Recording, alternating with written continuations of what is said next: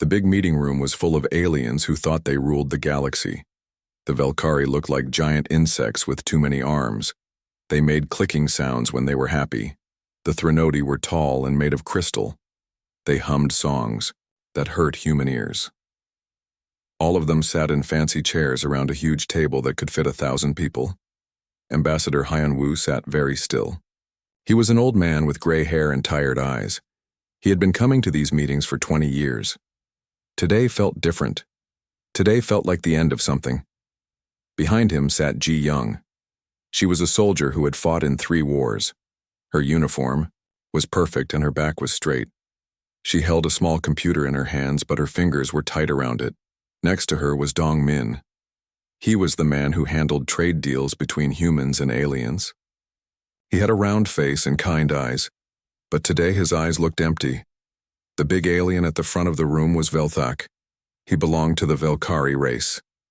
His skin was dark green, and his forearms moved when he talked. He held a long paper and began to read from it.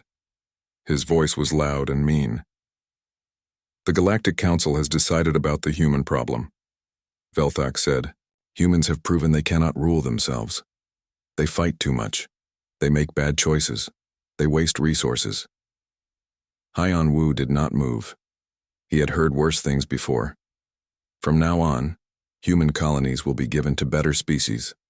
Species who know how to use planets properly. Human trade ships will be watched by our people. Human soldiers will give up their weapons and work in our factories instead. The room was quiet. All the aliens watched the humans. They wanted to see humans cry or beg or get angry. They had been planning this moment for years.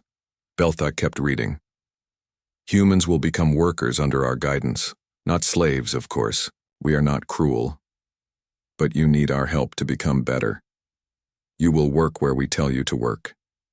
You will live where we tell you to live. This is for your own good. More silence. The aliens leaned forward in their chairs. Some of them were trying not to laugh. The human colonies on Kepler 442b will go to the Zephyrian Republic. The mining stations around Wolf 359 will belong to the Nexari Collective. The agricultural worlds in the Centauri system will be shared between the Velkari Empire and the Threnodi Alliance. Ji Young's hand moved slightly on her computer. Dong Min blinked once, very slowly. Human military ships will be destroyed or given to proper species. Human weapons technology will be studied and improved by our scientists. Human soldiers will report to re-education centers where they will learn useful skills like farming and construction. The alien called Grixinal from the Nexari made a sound like breaking glass. It was their way of laughing. This decision is final, Velthak said. The vote was unanimous. Every species agrees that humans need our guidance. Do the human representatives have anything to say? The whole room went quiet. Hundreds of aliens from dozens of worlds all looked at the small human table. They expected begging. They expected crying. They expected humans to act like the weak species they believed humans to be. Instead, Hyun-woo stood up slowly. He was not a tall man, but something about the way he moved made the room feel smaller. He picked up his papers one by one. He put them in his briefcase. The sound of the briefcase closing was very loud in the quiet room. The human delegation withdraws from the Galactic Council, Hyun-woo said. His voice was not loud, but everyone heard him. This withdrawal is permanent. He turned around and walked toward the door. Ji Young stood up and followed him. Dong Min gathered his things and walked behind them. The 3 humans moved like they were in a parade. Their steps matched perfectly. The aliens started making noise.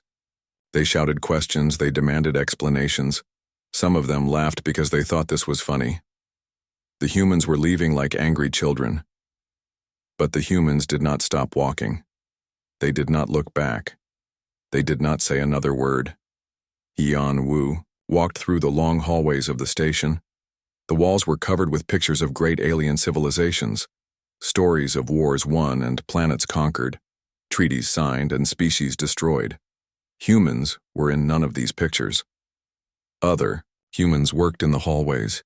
They fixed broken lights and cleaned floors and carried messages between important aliens. When they saw the three representatives walking, they stopped working. They watched. Some of them started following. By the time Hyun-woo reached the docking bay, 50 humans were walking behind him. Janitors and technicians and cooks and guards. All of them silent. All of them walking away. The shuttle that would take them home was small and old. It was painted white with blue letters that said, Earth Diplomatic Service. Hyun-woo had ridden in this shuttle hundreds of times. But this time felt like the last time. As the shuttle prepared to leave, Sunja watched from a window high above the docking bay. She was an old woman who had worked for the council for 30 years. She translated between humans and aliens. She helped them understand each other. The council had told her to stay. Someone needed to help with the transition, they said. But as she watched the shuttle fly away into the dark space between stars, Sunja felt something cold in her stomach. She had lived through many changes in the galaxy. She had seen species rise and fall. She knew the difference between an ending and a beginning. This felt like both. The shuttle disappeared into hyperspace. The docking bay became empty. The aliens went back to their meetings to celebrate their victory over the humans.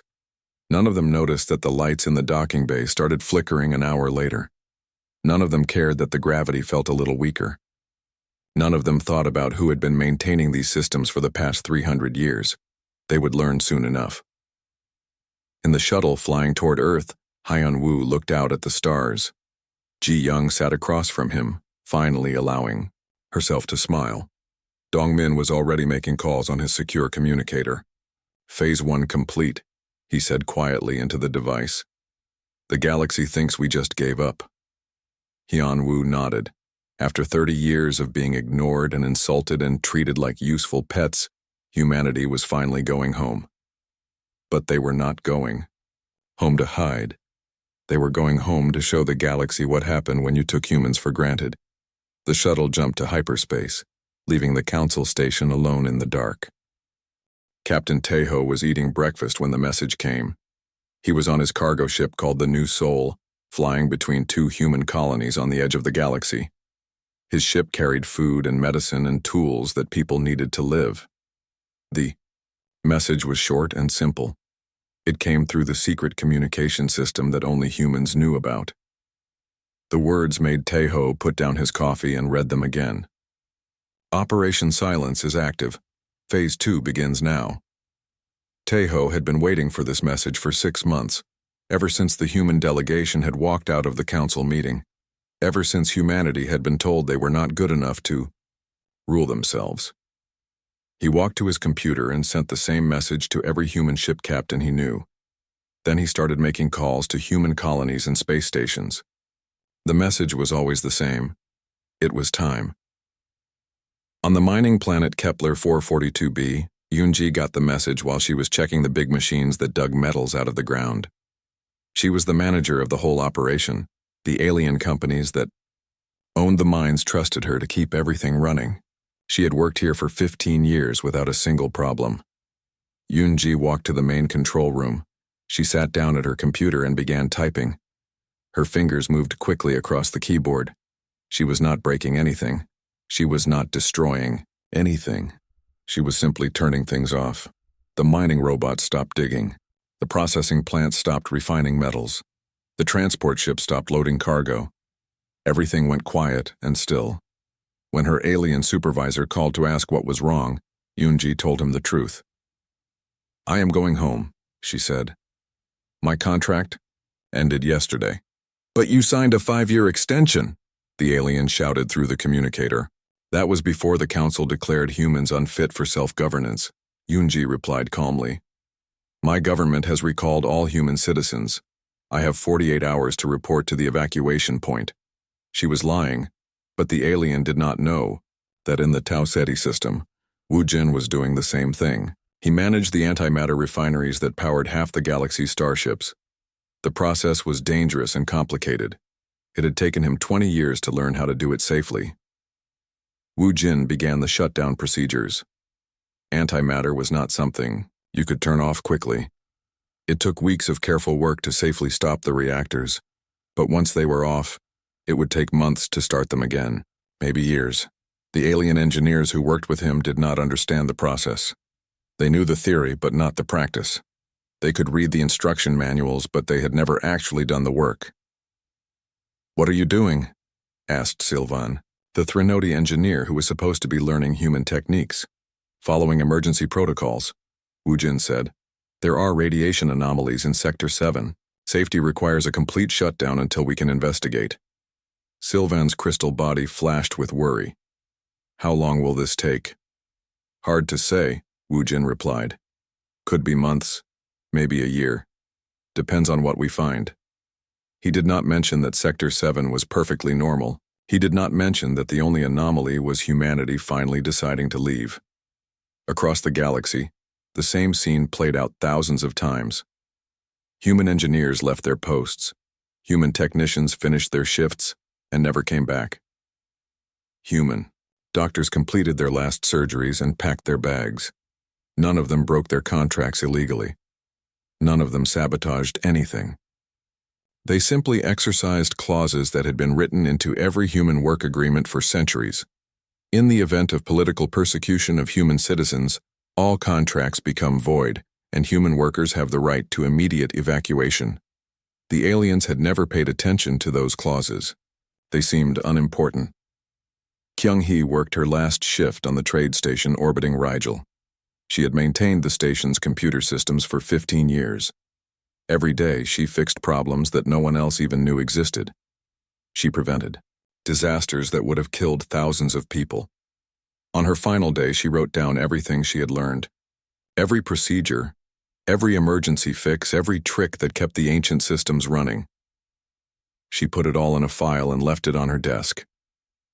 But the file was written in technical language that only someone with 15 years of experience could understand. The aliens who would replace her could read the words, but they could not understand the meaning. When Kyung-hee left her office for the last time, she took with her something that could not be written down. Experience. The kind of knowledge that came from fixing the same systems every day for years. The kind of understanding that let her know which sounds meant danger and which sounds meant everything was fine. The aliens would learn that some things could not be taught from books. On Earth, President Jae-hoon met with his advisors in a room, deep underground. The walls were covered with screens showing human colonies all across the galaxy. Green lights meant everything was going according to plan. There were a lot of green lights. "How many people have we brought home?" he asked. Admiral Boram, a woman with short gray hair and medals on her uniform, checked her reports. 2.3 billion human citizens have been evacuated from alien space. All of them are now safely in human-controlled systems. "What about the money? We have extracted 847 trillion credits from galactic financial markets. All transactions were legal. We simply closed our accounts and converted our assets to portable forms." The president nodded. For decades, humans had been quietly saving money and resources. Every human colony, every human business, every human worker had been preparing for this day. They had been preparing for the day when the galaxy decided humans were not welcome anymore. And the infrastructure? Every critical system in alien space that depended on human maintenance is now without support. We estimate complete failure of major systems within 6 months. Minister Chang-su, a thin man, with worried eyes, spoke up. "Sir, the suffering this will cause will be significant," the president agreed. "But not our responsibility. We offered partnership. They chose domination. The consequences of that choice belong to them." In space, human ships were moving like a great invisible army. Cargo vessels that had been carrying supplies to alien worlds were now carrying humans home. Colony ships that had been empty were now full of families returning to human space. Military vessels that had been scattered across the galaxy were now forming protective fleets around human worlds. The aliens did not notice because they had never really seen humans as important. Humans were just workers. Useful, but replaceable. They were about to discover how wrong they were. Captain Min-ho flew his passenger ship through hyperspace toward Earth. His ship was full of human families who had lived on alien worlds their whole lives. Children who had never seen Earth. adults who had been born on planets controlled by other species. "Will we be safe?" asked a woman named Hyejin. She held her baby close to her chest. "Yes," Minho said. "We are going home. And home is where we decide what happens next." The woman looked out the window at the stars rushing past. "What about the aliens? What will they do when they realize we are all gone?" Minho smiled. It was not a nice smile. "They will learn that humans are not as helpless as they thought." Back on the council station, Sunja walked through empty hallways. Half of the human workers had already left.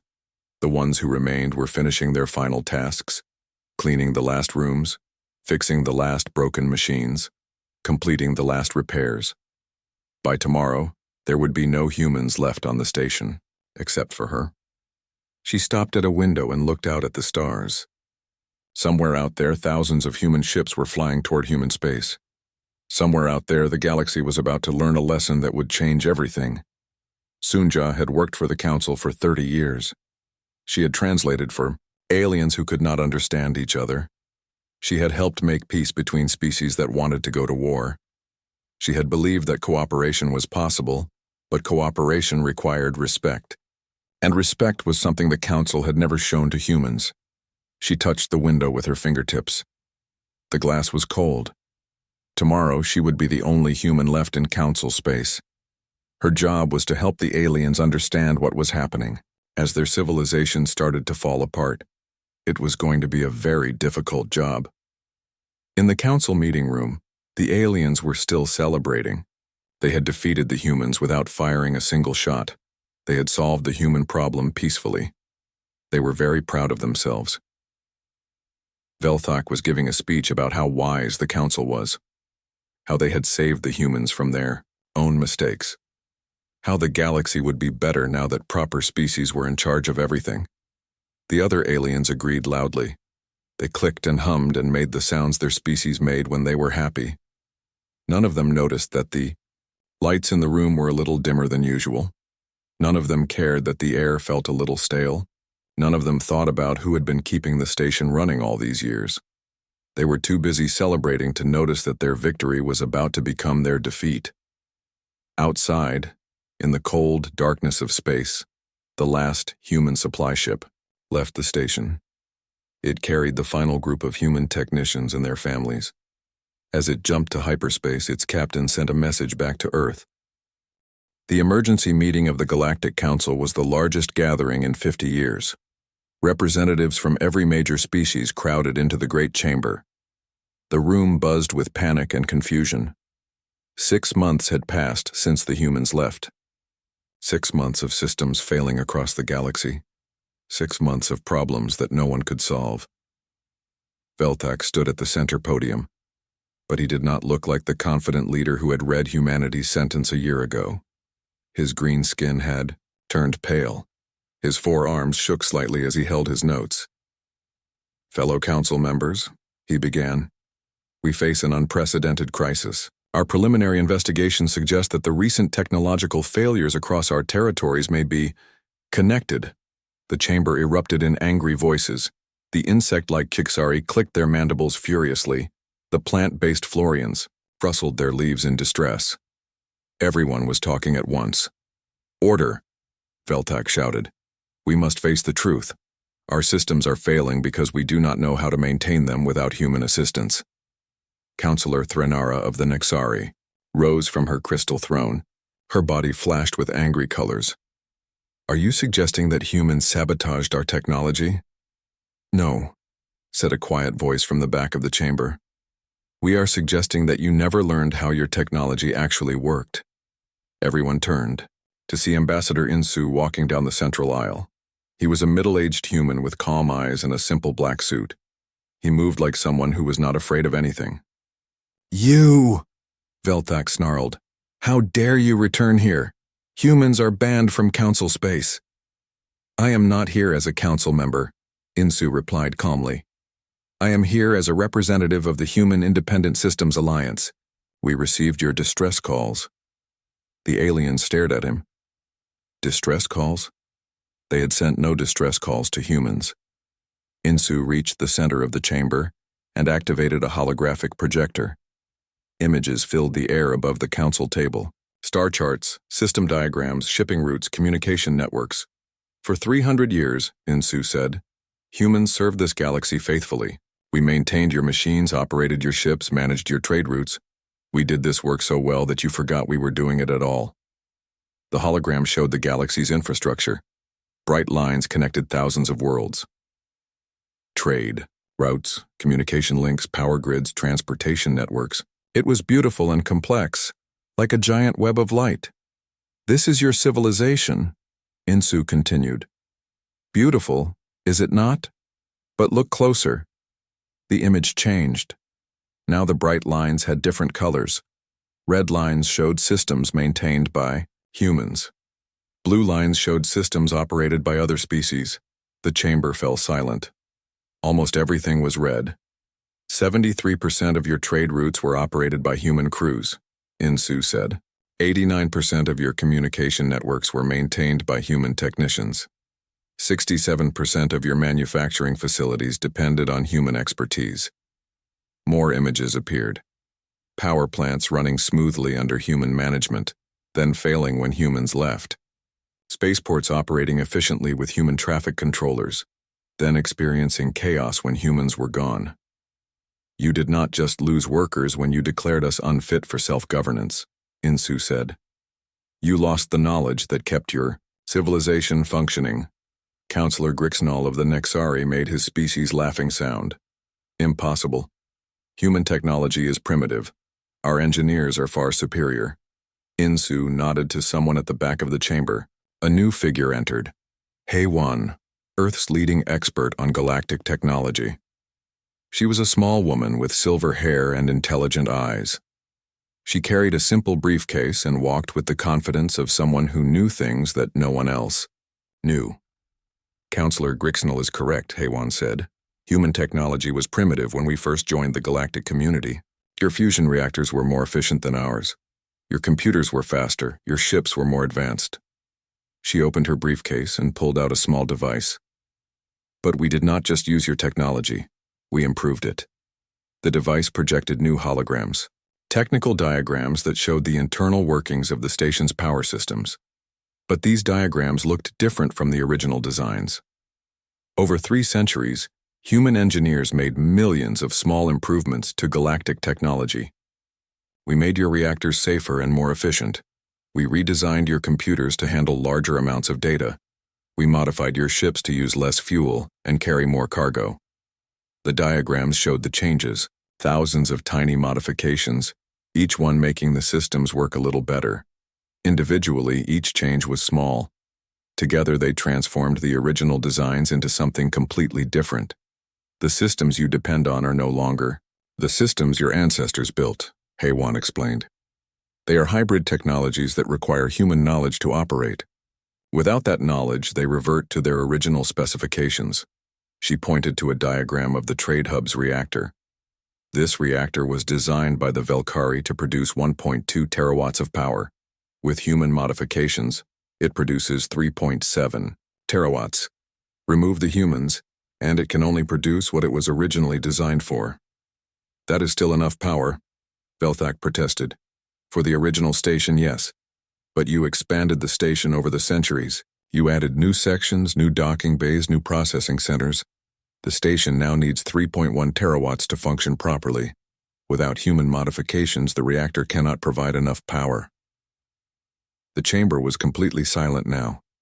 Even the constant humming of the Threnody had stopped. You are saying we sabotaged ourselves, whispered Counselor Murdeth of the Florians. No, Hei-Wan replied. You are saying that. We are simply explaining why your systems are failing. She closed her briefcase and looked around the chamber. For 300 years, humans maintained your civilization while you ignored us. You took our work for granted. You assumed you could replace us whenever you wanted. You were wrong. Insu stepped forward again. The Human Alliance offers a solution to your current crisis. We can provide technical assistance to help restore your systems. We can train your people to maintain hybrid technologies. We can even help you redesign your infrastructure to be more independent. The aliens leaned forward eagerly. Finally, a way out of this disaster. In exchange, Insu continued, we require formal recognition of the human alliance as an equal partner in galactic affairs, not as servants or workers or a guided species, as equals. Impossible, Velthak shouted. Humans are not advanced. Enough for equal status. Insu smiled. It was a cold smile that made the aliens uncomfortable. 3 days ago, the Human Alliance completed construction of the first human-designed hyperspace gate. It can transport ships instantly across distances that normally take weeks to travel. We built it using principles that we discovered while maintaining your superior technology. He activated another hologram.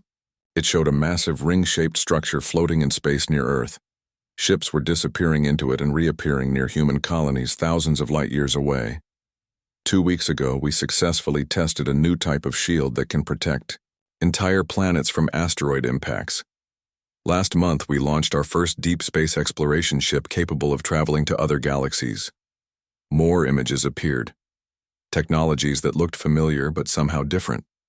More advanced. More elegant. You spent centuries teaching humans how to fix your machines, Insu said. But you never asked what we were learning while we fixed them. The aliens stared at the images in shock. The humans had not just been maintaining galactic technology. They had been studying it, understanding it, and improving upon it. And they had been doing it in secret. Counselor Yalseth of the Ancient Eternal spoke for the first time in the meeting. His species was older than any other in the galaxy. He had been alive for over 3,000 years. How long? He asked quietly. How long have humans been preparing for this? Insu met his gaze steadily.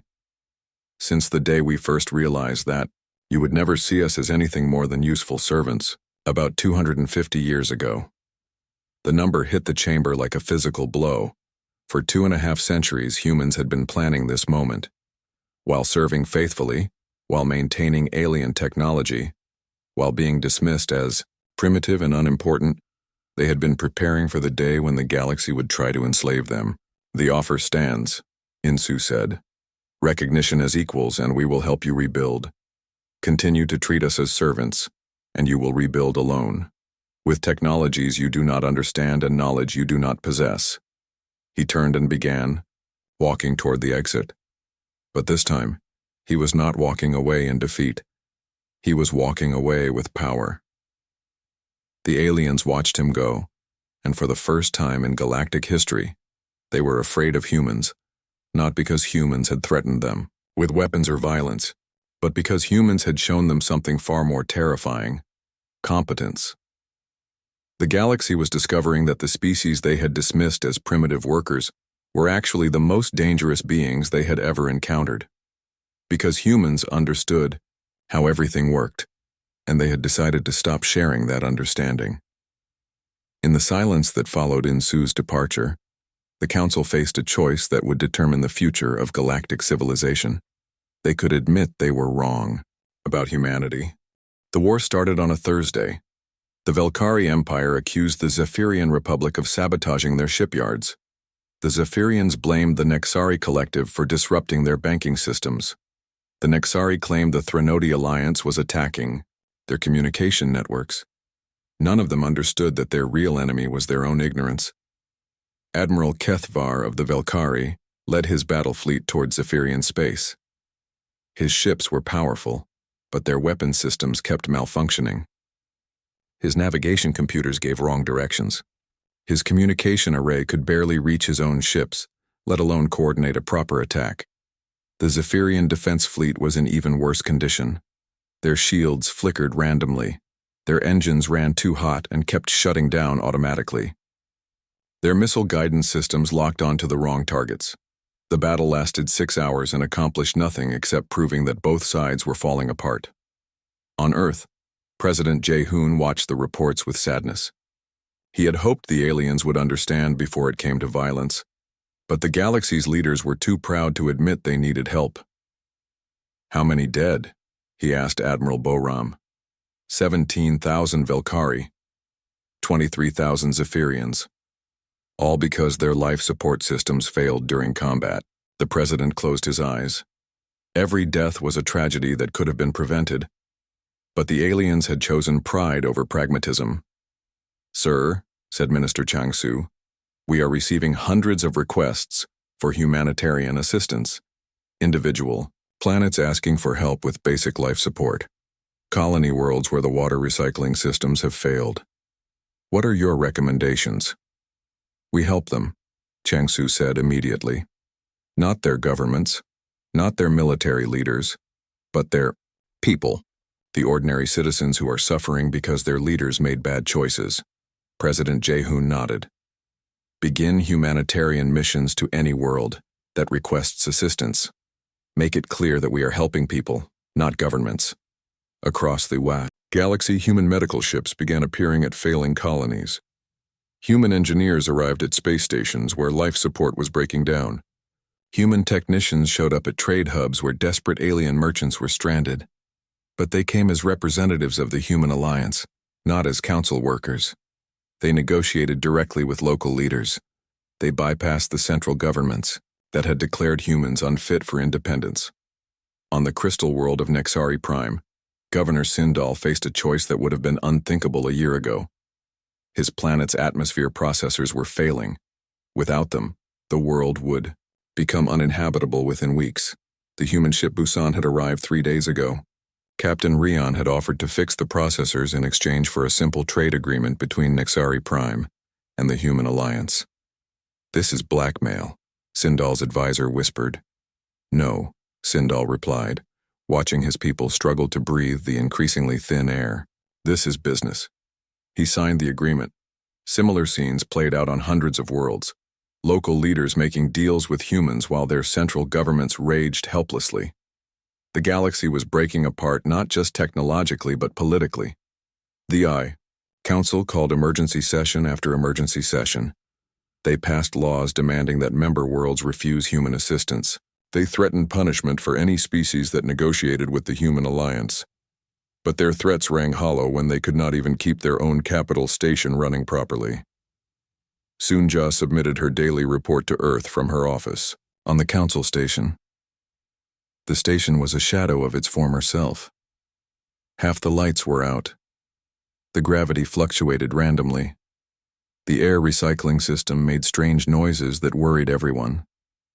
Most of the alien staff had been evacuated to ships in orbit. Only the most essential personnel remained, and they spent their days trying to keep basic systems working. Soonja was now the most important person on the station, not because of her diplomatic rank, but because she was the only one who understood how anything worked. "The council is in complete disarray," she reported. "Velthak has been removed from power by his own people. 3 species have withdrawn from the council entirely. The remaining members spend most of their time arguing about who is responsible for the crisis." She paused in her recording and looked out the window at the stars. "They still do not understand that this is not a crisis that happened to them. This is a crisis they created for themselves." On the war-torn world of Proxima Station, human medical teams worked around the clock to treat casualties from the ongoing conflicts. Dr. Yan-ho had set up field hospitals for both Velkari and Zephyrian wounded. "Why are you helping them?" asked Commander Telvak, a wounded Velkari officer. "We declared war on your people." Dr. Yan-ho continued bandaging the aliens' injuries. "Your leaders declared war on our independence. You are a soldier following orders. That is different. But we would have destroyed your worlds if we could." "Yes," Dr. Yan-ho agreed. "But you could not. Your weapons systems failed before you could target our planets. Your ships broke down before you could reach our space. Your war ended before it began because you forgot that humans built the maintenance protocols for your military equipment." The Velkari officer stared at him with new understanding. On the planet Rigel 4, the entire population of 12 billion aliens was trapped. Their space elevators had stopped working. Their orbital shipyards were offline. Their communication satellites were dark. Governor Malketh was a proud Threnody who had ruled the world for 2 centuries. He had never spoken to a human as an equal. Now he found himself begging for help from Captain Sujin of the human vessel Incheon. "Please," he sang in the harmonies of desperate pleading. My people are dying. Our food distribution systems have failed. Our medical centers cannot function. We need immediate assistance. Captain Su Jin was a young woman with serious eyes. She had grown up hearing stories about alien arrogance. Now she was seeing the results of that arrogance firsthand. The Human Alliance can provide emergency aid, she said. In exchange, Rigel 4 must formally recognize human sovereignty and agree to equal partnership terms. You are taking advantage of our crisis. We are offering the same terms we offered before your crisis, Su Jin replied. The only difference is that now you understand why those terms are necessary. Governor Malketh's crystal body dimmed with shame. But his people were starving, and pride could not feed them. He signed the agreement. Within hours, human ships began delivering food, medicine, and technical support to Rigel 4. But they also brought something else, the truth about what had really happened. HFY arrived with a team of human engineers to restore the planet's systems. But instead of just fixing things, she insisted on training local workers to understand the repairs. Your space elevator uses a carbon nanotube cable that was originally designed by the Nexari, she explained to a group of Threnody engineers. But humans modified the molecular structure to be 40% stronger and 60% more flexible. She showed them the technical specifications. The modifications require specific maintenance procedures that were never written into the original manuals. Without proper maintenance, the cable develops stress fractures and eventually fails. The Threnody engineers studied the data with growing amazement. The human modifications were elegant and sophisticated, far more advanced than anything they had expected from a primitive species. How long have humans been making these improvements? Asked Engineer Paulseth. About 280 years, HFY replied. We started with small fixes to make your systems work better. Over time, the modifications became more complex. Eventually, your technology became dependent on human knowledge to function properly. And you never told us? HFY looked at him with tired eyes. We tried to. For decades, human engineers submitted improvement reports to their alien supervisors. The reports were either ignored or dismissed as unimportant. She pulled up historical records on her computer. Thousands of technical reports filed by human workers over the centuries, all of them marked as low priority or not actionable by alien administrators. Your governments decided that humans were too primitive to contribute meaningful improvements to galactic technology, HFY said. So we stopped telling you what we were doing, but we never stopped doing it. The Threnody engineers exchanged worried harmonies. If this was true on Rigel 4, how many other worlds had human-modified systems that no one understood? All of them, HFY said, reading their thoughts from their musical communications. Every major installation, every important system, every critical piece of infrastructure in council space has been modified by human workers over the past 3 centuries. That means your civilization has been running on human knowledge for longer than any of you realized. And when you declared humans unfit for independence, you declared yourselves unfit for survival. Word of HFY's revelation spread quickly through the remaining council networks. The scope of the disaster became clear.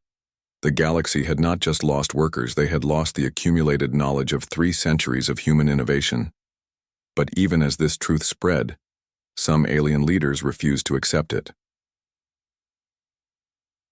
The Eternal High. Command issued a statement declaring that their ancient technology was superior to any human modifications. 2 years after humanity walked away in silence, the galaxy looked completely different. The Galactic Council still existed, but it was smaller now. Much smaller. Only 12 species remained as members, and they met in a modest building on the neutral world of Haven instead of the grand station that had once orbited the Council's capital. The station itself was now a human-administered refugee center. After its systems failed completely, the surviving alien residents had been evacuated to safety by human rescue ships. The beautiful chambers where aliens had once declared humans unfit for self-governance were now used as temporary housing for displaced families. President Jae-hoon stood on the observation deck of the lunar station and looked out at Earth. The blue planet looked the same as always, but everything around it had changed.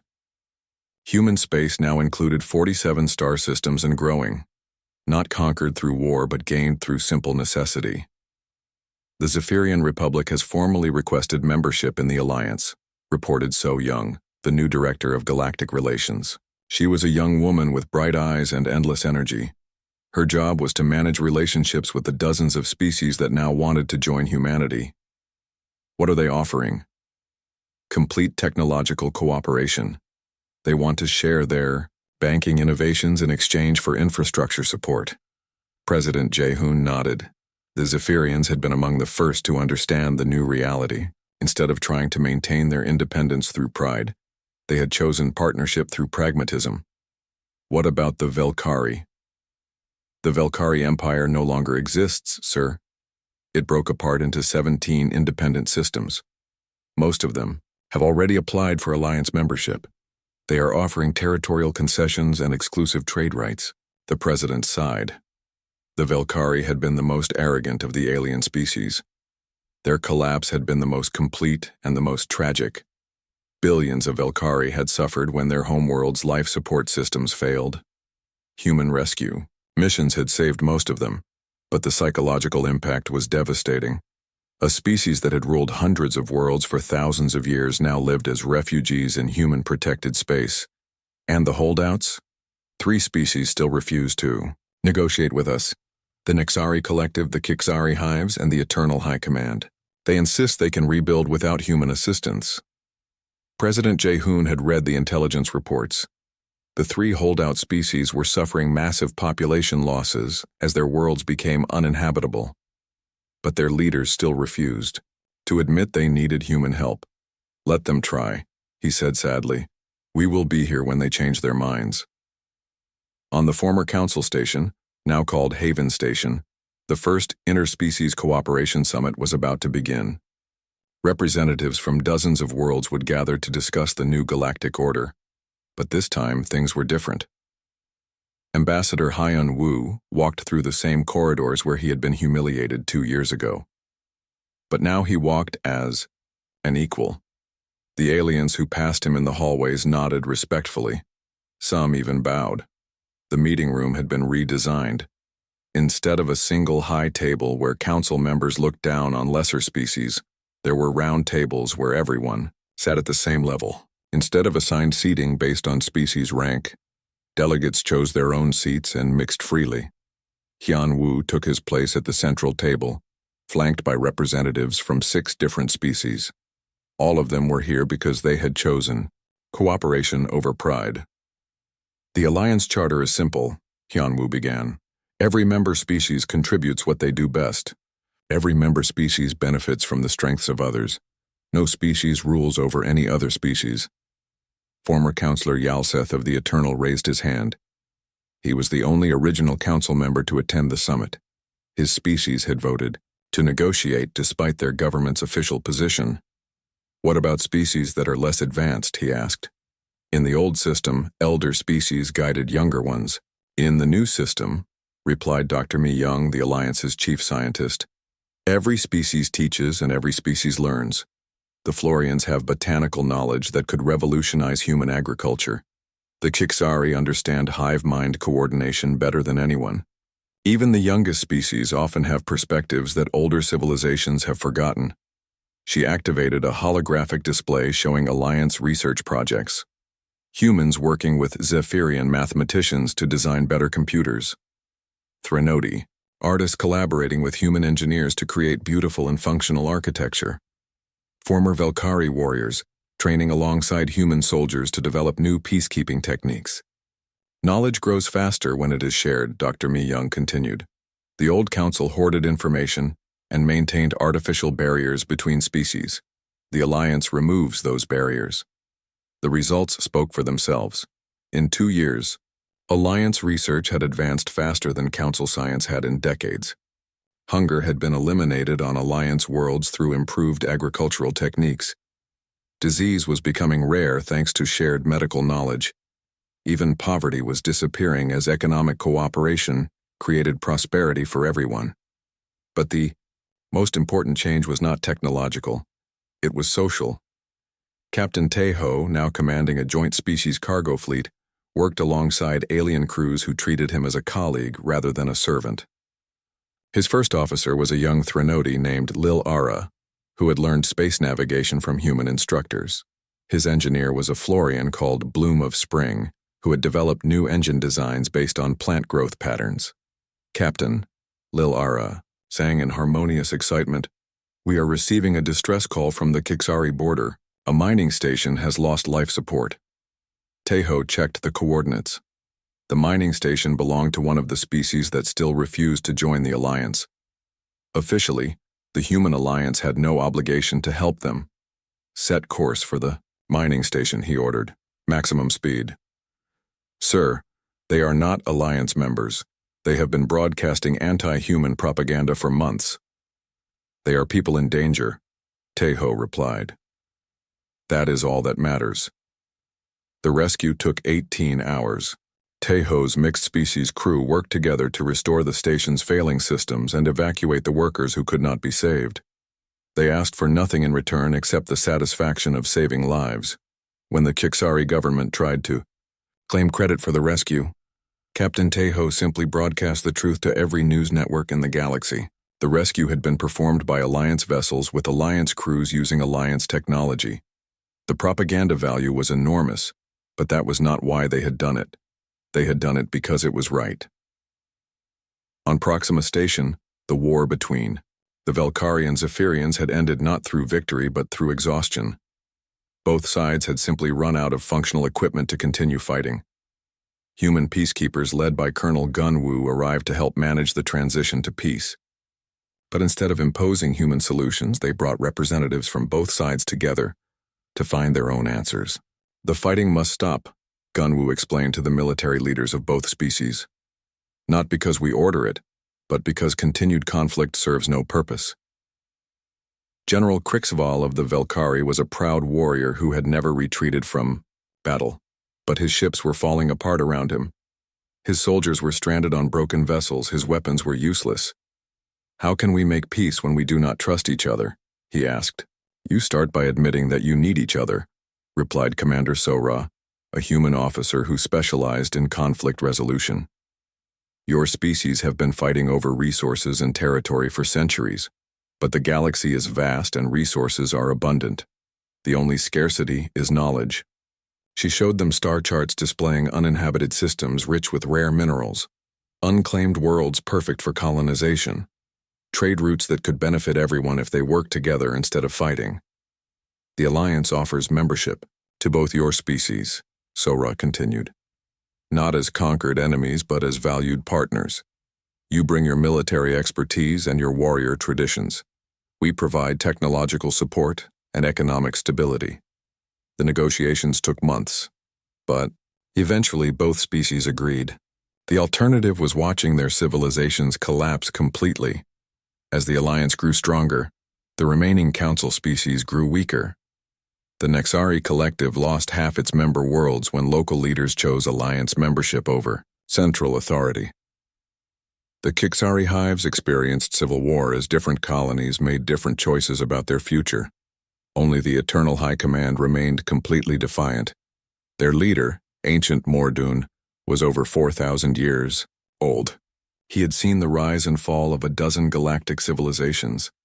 He refused to believe that humans could succeed where older species had failed. "We are eternal," he declared to his remaining followers. "We have survived every crisis, every war, every catastrophe. We will survive this as well." But survival required more than age and pride. It required the ability to adapt. The eternal homeworld lost its primary sun when the artificial fusion satellites that had maintained it for millennia finally failed. Without human technicians to maintain the complex orbital mechanics, the satellites had slowly drifted out of position. Faced with the extinction of his people, Ancient Mordoon finally made the call he had sworn never to make.